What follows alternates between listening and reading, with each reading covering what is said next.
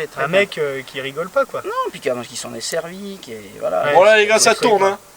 Pardon.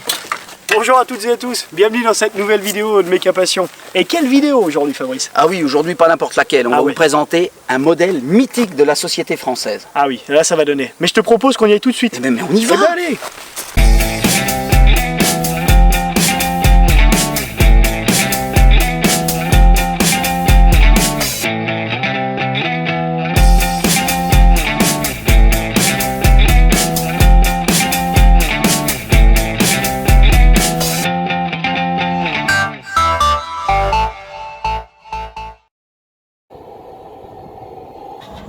Eh bien oui, vous l'aurez tous reconnu, le fameux société française Vierzon H0.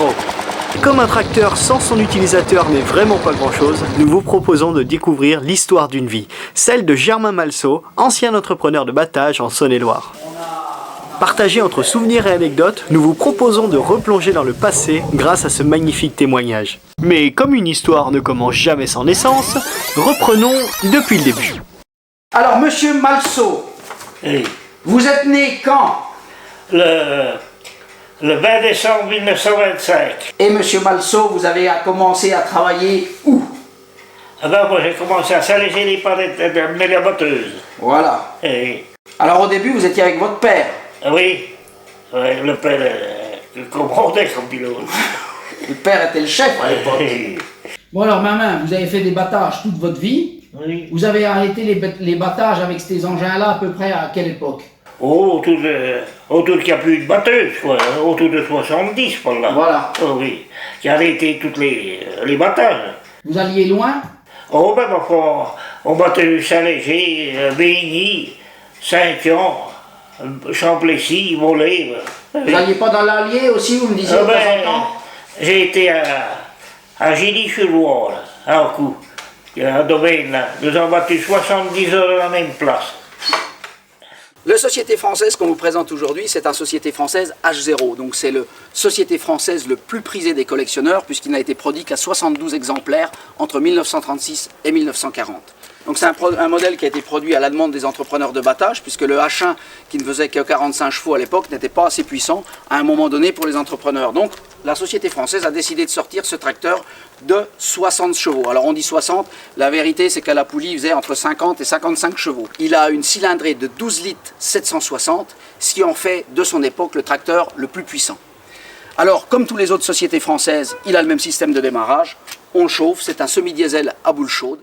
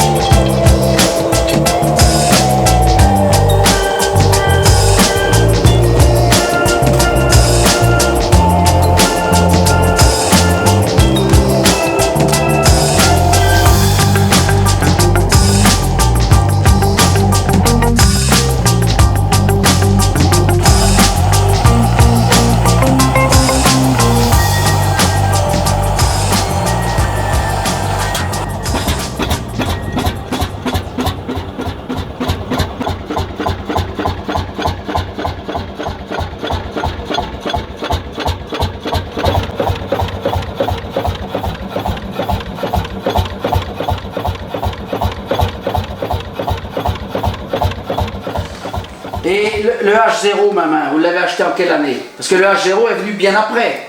Oh oui, on est bien venu après, autour de 50 par là. D'accord. Parce que on n'a même pas idée de l'acheter. Hein. Et on a été, mon beau-frère voulait un tracteur, on a été dans les pays de culture.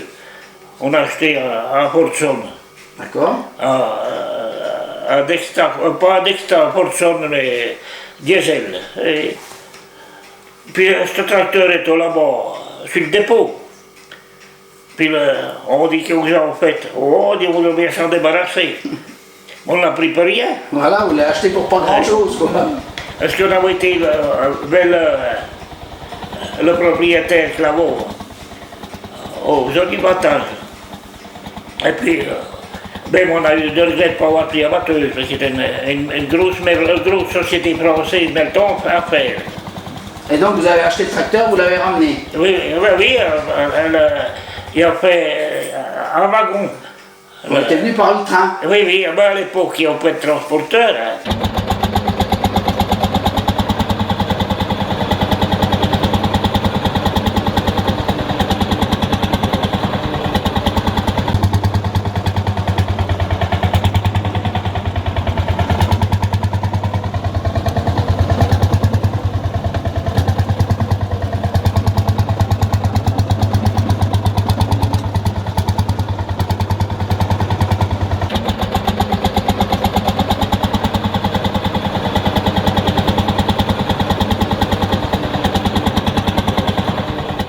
Il était arrivé où? À la gare à Paris? À la gare à Paris.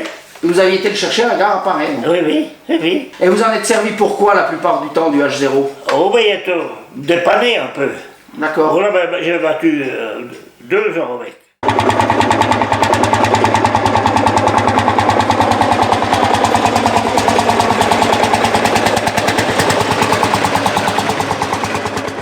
D'accord. Tiens, je vais vous remonter une autre photo, ma main. Ah oui. Ça l'est le H0. Ah oui. Eh oui. Il y a eu du travail depuis, hein? Oh oui.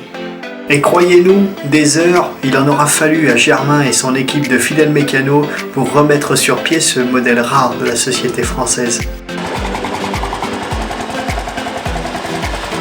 Merci à Germain qui, à travers notre entrevue, s'est dévoilé à cœur ouvert entre souvenirs et anecdotes pour nous parler du H0 et de son histoire. Merci à tous ces hommes, paysans d'hier, de nous transmettre ces valeurs et ce patrimoine et de nous permettre aujourd'hui de vivre notre passion pour la mécanique dans notre temps. Et c'est ainsi que s'achève la première vidéo de l'année 2019.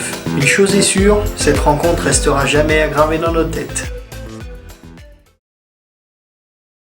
À Molinet, j'ai sorti un camion qui était monnaie à Molinet, là, au croisement des croisements de la route du Donjon, puis il y a un marchand de chaux. Ouais.